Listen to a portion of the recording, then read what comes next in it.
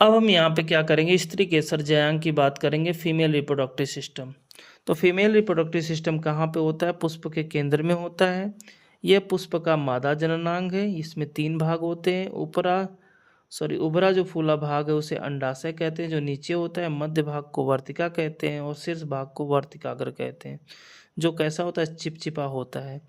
अंडाशय के बीजांड होते हैं और प्रत्येक बीजांड में एक अंड कोशिका होती है।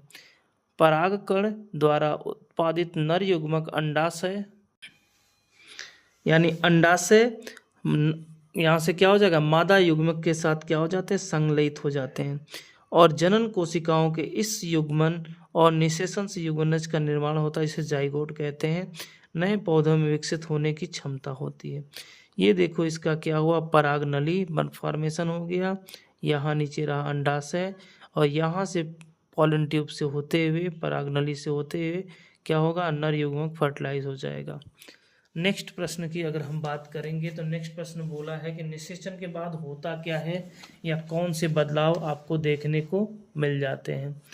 तो हम यहाँ से देखेंगे निषेचन के बाद फूल के जो पंखुड़ी होते हैं, पुंकेसर होते हैं, वर्तिकाग्र सब क्या हो जाते हैं? गिर जाते हैं।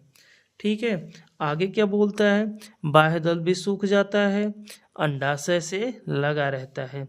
अंडाशय शीघ्रता से वृद्धि करता है और इसमें स्थित कोशिकाएं विभाजित होकर वृद्धि करती हैं और बीज का बनना आरंभ हो जाता है, यानी सीड। यानी फ्लावर किस लिए बना है पौधों में? सीड बनाने के लिए। ठीक है, आगे देखेंगे। बीज में एक पौधा एक भ्रूण उत्पन्न करने की क्षमता होती है।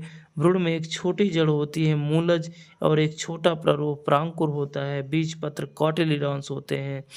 बीज पत्र में क्या होता है? भोजन होता है। जैसे आम का आपने सीड देखा होगा, जो फूला पार्ट है उसके अंदर प्रेजेंट होगा।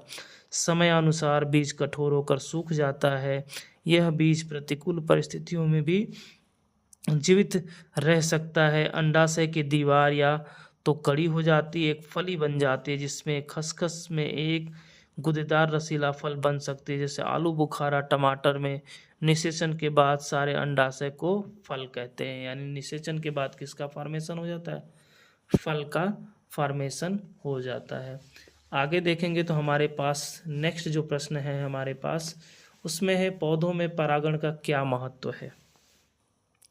तो पॉलिनेशन द्वारा क्या कह सकते हैं? परागकण वर्तिकाग्र पर पहुंच जाते हैं। वर्तिकाग्र से स्रावित तरल को अवशोषित करके परागकण क्या हो जाते हैं? फूल जाते हैं और इंटाइन भाग, जनन छिद्र वाले भाग को से बाह्य चोल को तोड़कर पराग नलिका, पॉलन ट्यूब क्या हो जाती है? बाहर निकल आती है।